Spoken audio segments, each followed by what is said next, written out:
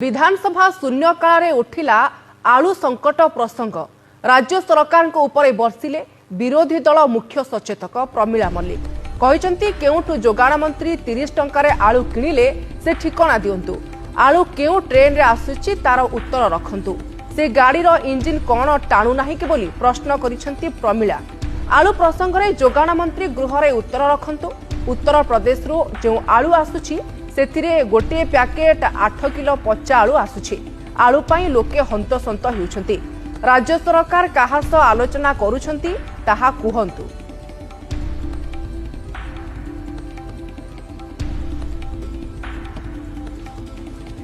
गृह रे आलू ताती आज देखा मिली। राज्य सरकार को उपरे विरोधी दल मुख्य सचेतक बर्षिंट प्रश्न कर जोगाण मंत्री 30 टंकार आलू किणुंट तार ठिकना दिंतु।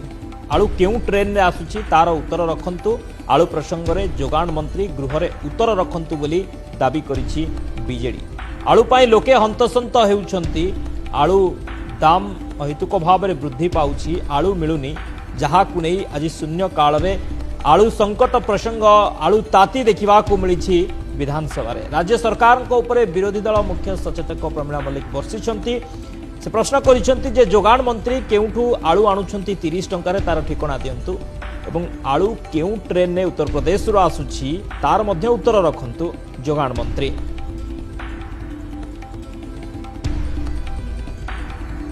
आलू 30 टंकार मिलुथिबा जोगाण मंत्री प्रतिक्रिया रखिथिले जहाकु नै आज गृह रे मध्य ए ताती देखा मिली।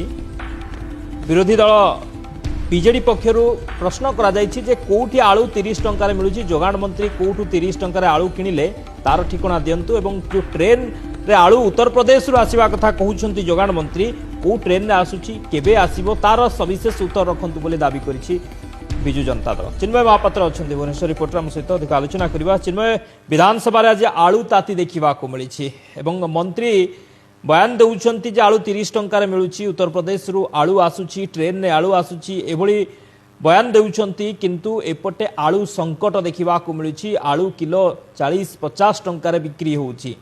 याकु नै उत्तर दाबी करिसेंती विरोधी।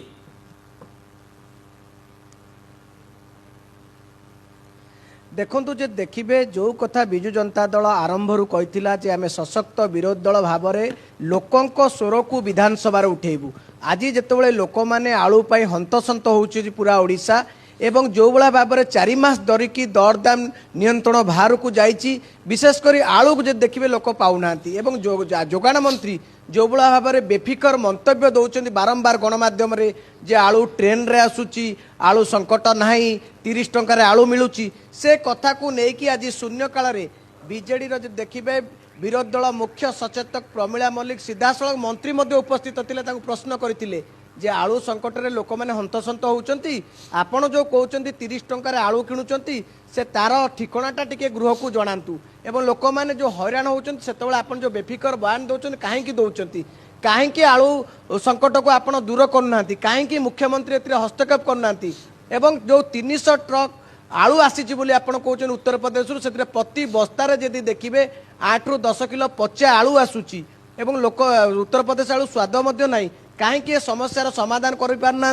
जहाँ नहीं विजेडर जनक पर जड़े विधायक प्रश्न करते जोगाण मंत्री देखिए उपस्थित थे से गणेश्वर बेहरा हूँ प्रमिला मल्लिक हूँ जदि देखिए ध्रुव साहू हूँ ए विषय आलोचना करवा। आम सहित अच्छा शारदा जेना शारदा बाबू जो कथा आलू संकट नहीं कि जोगाण मंत्री जो कहते आलू केजी 50 ରୁ 60 जोगाण मंत्री कहते 30 टंका मिल जाऊँगी आप कहले ठिकना आलू जोगाण ये सरकार संपूर्ण रूपे विफल होती एवं आलू संकट आज सृष्टि होनी ये सरकार आसिला दिन ठारू 2 थर 3 थर आलू संकट सृष्टि है एवं सबुठारु अधिका ग्राहक मान को बाधुची जो मान्यवर मंत्री जो मिछ कथा सर्वसाधारण प्रकाश कर गृह प्रकाश कर 30 टंका 35 टंकार आलू मिलूँ।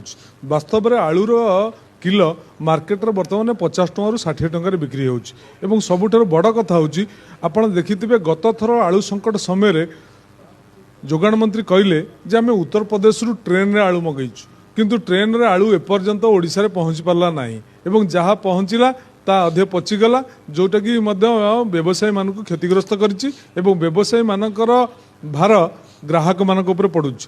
ତେଣୁ ଦରଦାମ ନିୟନ୍ତ୍ରଣ କ୍ଷେତ୍ରରେ ସର୍ବ ଯାହା ଅତ୍ୟାବଶ୍ୟକ ସାମଗ୍ରୀ ଦରଦାମ ଯୋଗାଣ କ୍ଷେତ୍ରରେ ଏ ସରକାର ବିଫଳ ଏବଂ ବିଶେଷ ଭାବରେ ଯୋଗାଣ ମନ୍ତ୍ରୀ ତାଙ୍କର ବେପରୁଆ ମନ୍ତବ୍ୟ ଦେଉଛନ୍ତି, ତାଙ୍କର ଦାୟିତ୍ୱ ଲିଭଉନାହାନ୍ତି, ଦାୟିତ୍ୱ ଠିକ୍ କରୁନାହାନ୍ତି, ଯାହା ପାଇ ତା କହୁଛନ୍ତି, ଯୋଉଥିପାଇଁ ସର୍ବସାଧାରଣ ମାନେ ହଇରାଣ ହରକତ ହଉଛନ୍ତି। ଆଉ ଗୋଟେ କଥା ଯୋଗାଣ ମନ୍ତ୍ରୀ କହୁଛନ୍ତି ଯେ ଆଳୁ ଆସିଗଲା ବୋଲି, କିନ୍ତୁ ବଜାରରେ ଆଳୁ ମିଳିଲେ ବାଧ୍ୟ ହୋଇକି ବ୍ୟବସାୟୀ ମାନେ ନିଜସ୍ୱ ଉଦ୍ୟମରେ ଆଳୁ ମଗାଉଛନ୍ତି।